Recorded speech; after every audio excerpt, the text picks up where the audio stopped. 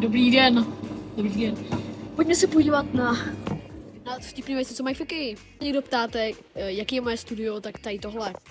Jo, jasně, tady to je všechno, celý moje studio, prostě tady jasně mikrofon, prostě teda sluchátka, jo, prostě tady super, mám tady prostě světlo, jo. Prostě 2 monitory, jasně, vůbec neflexím a počítač. Tohle je fakt satisfying, bacha na uši.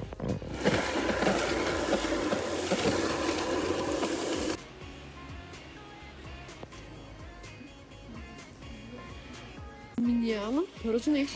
A já už asi půjdu spát, ale tady samozřejmě do postele, ale předtím si přečtu knížku Hugo Claus. Takže to je jak nějaký volání ďábla, něco takového.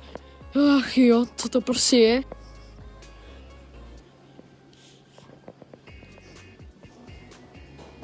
Když chcete hračky pro děti, tak nejlepší IKEA, protože tady mají spoustu zeleniny a spoustu rajčat a mají to tady jako hračky, takže takže stačí to jenom krásně.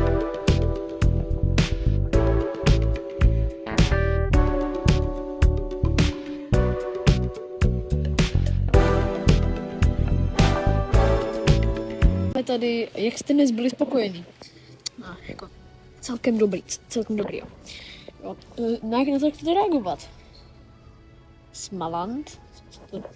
Toalety, jasně, že toalety. Jak jste byli spokojeni? Velká nespokojenost. Proč jste nebyli snášet? Nebyl jsem, protože jsem hodně čekal, jasně. Obtížně se hledá, přesně tak. Tak, do jaké míry si myslíte, že vám IKEA nabízí možnost, jak bydlet udržitelně? Vůbec. Máte ještě něco na srdci? Ano. Odebírej. Teda. Počkat. Dej follow na Samuel.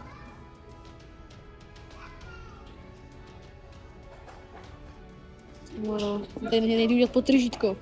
Samuel, Kouril, Zabava. Nekourala, jak je... Kouril, Zabava. Zabava. Nice. Děkujeme velkým pěkně. Tak nashledanou. A teď už, dámy a pánové, jedeme pryč. Doufám, že se vám tady to líbilo a čus!